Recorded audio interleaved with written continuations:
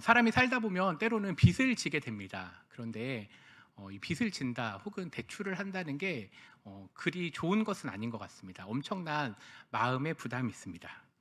근데 오늘 읽은 본문 로마서를 보면 바울은 자신이 빚진 자라고 하였습니다. 근데 빚은 사실은 안 지면 좋은데 이 사랑의 빚이라고 하는 것은 갚으면 갚을수록 더욱더 커지는 것 같습니다. 그래서 로마서에서 성도들을 향해서 이 빚진 자라고 하는 표현이 총 4번 등장을 합니다.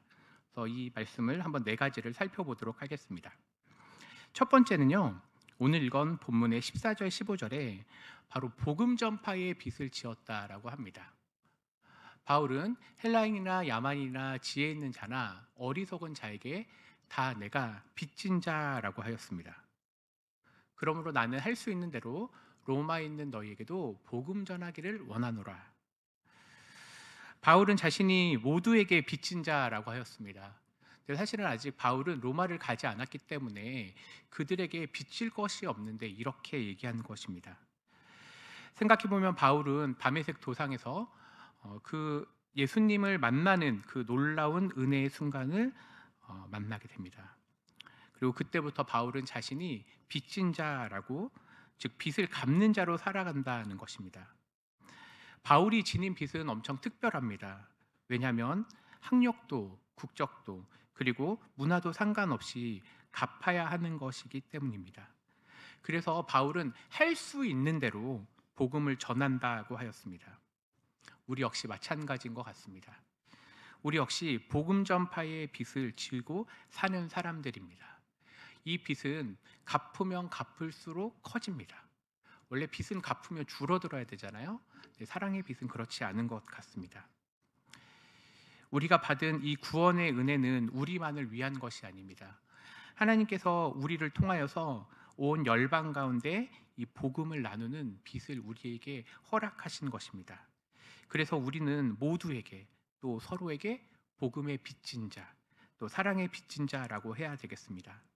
그래서 복음 전하는 것이 우리 모두의 사명이 되어야 할 것입니다. 이것은 은혜에 감사하며 사랑에 헌신하는 것입니다. 어쩌면 은혜 받은 자의 필연적인 삶의 숙명입니다.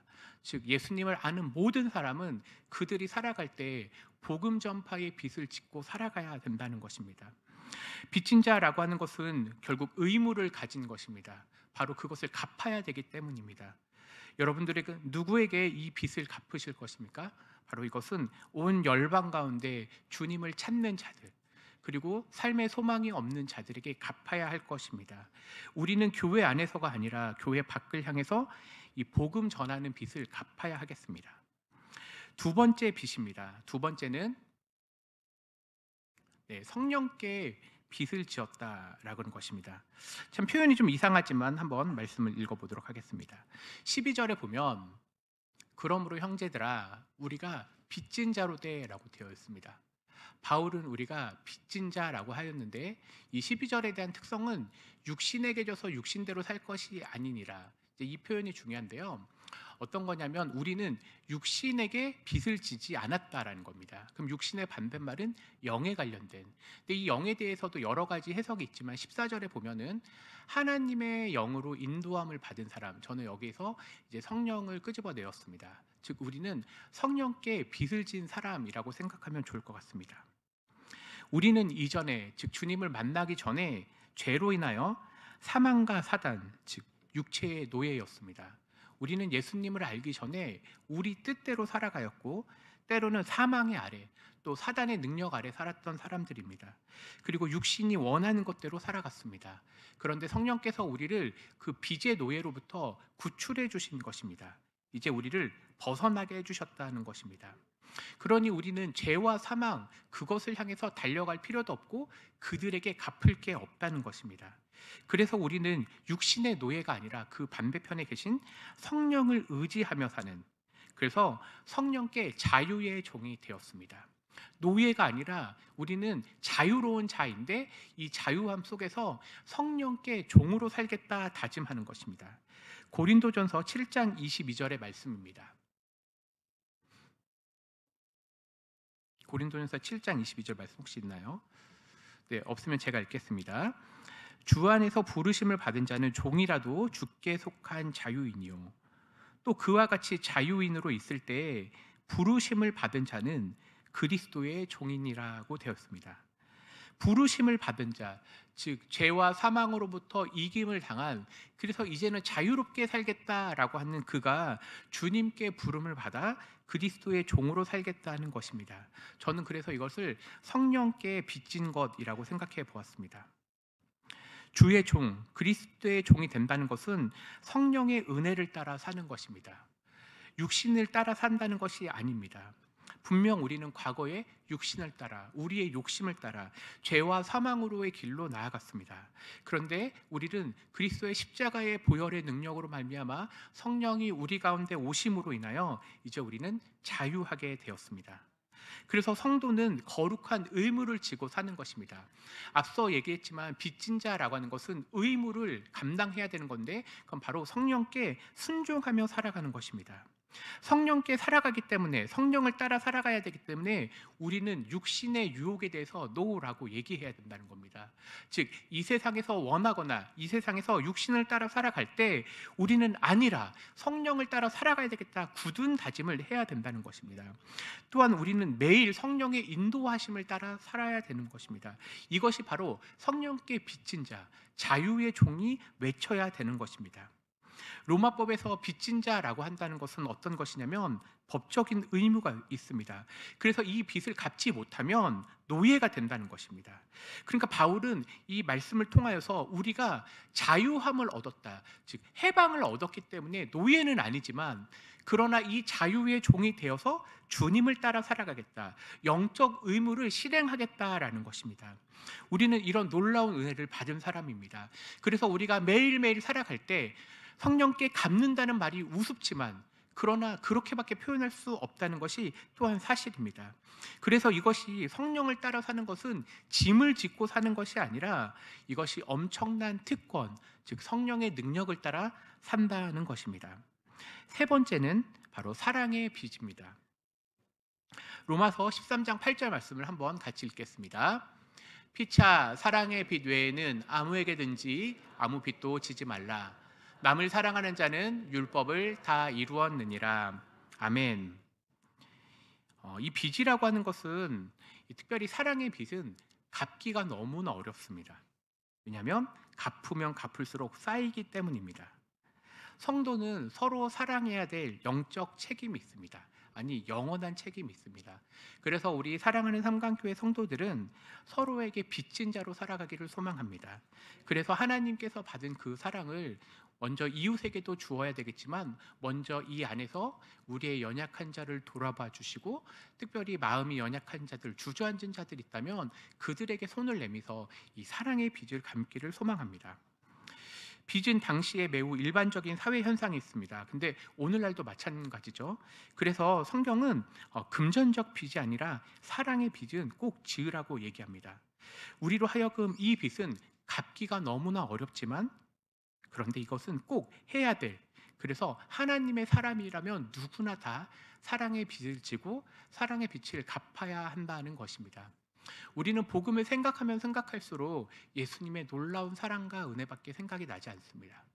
바울의 삶을 생각하면 어떻습니까? 바울은 그가 교회를 핍박하였던 자입니다.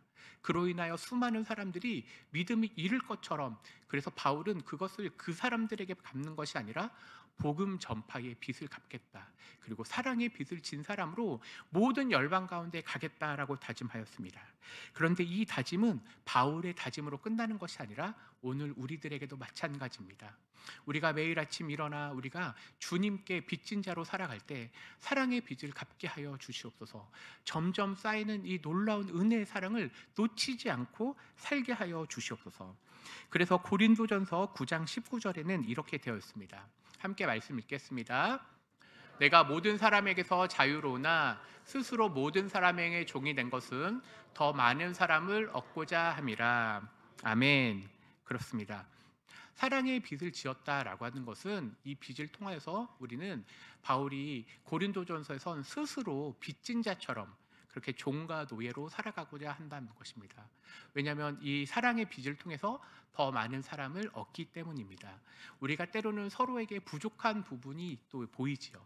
그럼에도 불구하고 하나님이 베푸신 그 사랑이 얼마나 큰지, 우리가 영원한 죽음과 사망에 있는 자들이었지만 우리를 건지셔서 또 천국을 소망하게 하시고 사랑의 아들의 나라로 옮긴다고 하셨습니다. 이제 우리는 그 놀라운 은혜를 받은 사람으로 이제 스스로 다짐하는 것입니다. 내가 주님 종이 되겠습니다. 주님의 노예가 되겠습니다. 그런데 이것을 억지로 하는 것이 아니라 주님을 사랑하는 마음을 가지고 내가 섬기겠습니다. 교회를 섬기겠습니다. 또 열방을 섬기겠습니다. 또 주님을 알지 못하는 자를 섬기니 주님 나를 사용하여 주시옵소서, 이렇게 기도해야 되겠습니다. 마지막은 섬김의 빛이 있습니다. 로마서 15장 26절 27절에 보면 지금 바울은 로마의 편지를 쓰는 것입니다. 근데 바울이 로마의 편지를 쓰는데 마게도냐와 아가야 사람들에 대해서 들려주는 것입니다. 어떤 걸 들려주냐면, 이는 마게도냐와 아가야 사람들이, 즉 그곳에 있는 성도들이 예루살렘 성도들을 향해서 가난한 자들을 위하여 기쁘게 연보하였다, 즉 기꺼이 마음을 다하여서 헌금을 하였다라는 것입니다. 왜냐하면 27절 저희가 기뻐서 하였거니와 또한 저희는 그들에게, 즉 예루살렘 교회의 빚진 자라고 하였습니다. 왜냐하면 복음이 예루살렘과 온 유대와 사마리아와 땅끝까지 이르는데, 그래서 예루살렘이라고 하는 교회는 영적인 동질감도 있고 또 그들에게 빚진 자로서, 즉 만일 이방인들이 그들의 영적인 것을 나눠 가졌으면 육적인 것으로 그들을 섬기는 것이 마땅하니라고 되어 있습니다.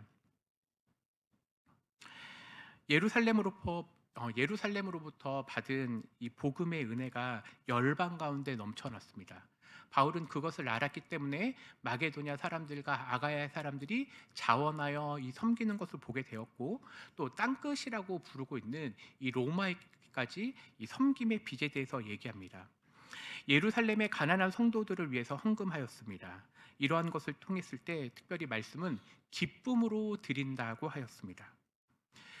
특별히 기쁨으로 드린다는 것은 재정적인 헌금을 하였다는 겁니다. 연보로서, 즉 우리는 말로만 하는 것이 아니라 실제로 나의 시간과 또 나의 어떤 이 재정적인 것을 들여서 주님을, 또 우리의 성도들을, 특별히 우리 교회는 또 선교를 통하여서 수많은 선교사님들을 섬기고 있습니다.